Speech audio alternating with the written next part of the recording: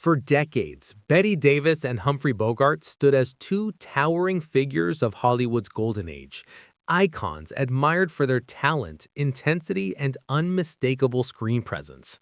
Yet despite sharing the same era, the same studios, and the same unforgiving industry, Bette Davis rarely spoke publicly about Humphrey Bogart. That silence only fueled speculation. Fans wondered whether there was rivalry, resentment, or something far more complicated beneath the surface. Now, through later reflections and documented remarks, the truth behind Bette Davis's feelings toward Bogart has finally come into focus, and it's far more nuanced than anyone expected.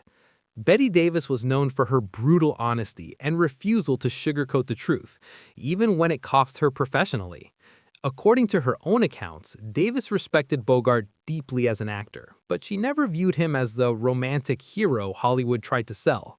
She believed his true power came from vulnerability rather than charm, and she admired how he transformed cynicism into authenticity on screen. At the same time, Davis acknowledged that Bogart's rise wasn't easy or immediate. Unlike many stars, he struggled for years in supporting roles, and that perseverance earned her respect in an industry where success was often handed out unfairly. However, Davis also hinted at tension, not personal animosity, but ideological distance.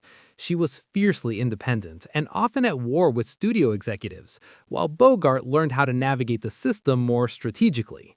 Davis once suggested that Bogart understood when to fight and when to stay silent, a skill she herself refused to master. This difference shaped how they were perceived and how their careers unfolded.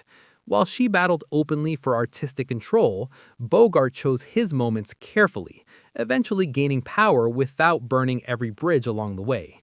Davis didn't criticize this approach, but she acknowledged it set them on very different paths. What makes her reflections so compelling is that they strip away the mythology of Golden Age Hollywood.